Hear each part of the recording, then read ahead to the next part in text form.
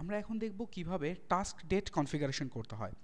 So সরাসরি সিস্টেমে চলে যাচ্ছি, টাস্ক ডেট কনফিগারেশন পেজে আছি, নিউ বাটনে ক্লিক করছি, ইয়ার সিলেক্ট করছি 2025, পিরিয়ড সিলেক্ট করছি ইয়ারলি, টাস্ক টাইপ হচ্ছে health report submission, task open date হচ্ছে 1 জানুয়ারি 2025, টাস্ক এন্ড ডেট হচ্ছে 31 জানুয়ারি 2025।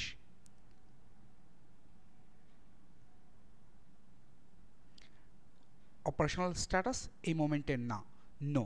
সো এর মানে হচ্ছে যখন আমরা এই মেডিকেল রিপোর্ট সাবমিট করব তখন সেটাকে 1 তারিখ থেকে 1 জানুয়ারি 2025 থেকে 31 জানুয়ারি 2025-এর মধ্যে হতে হবে এবং ওই মোমেন্টে এটার অপারেশনাল স্ট্যাটাস ইয়েস থাকতে হবে। শুধুমাত্র তখনই হেলথ রিপোর্ট সাবমিশন করা যাবে।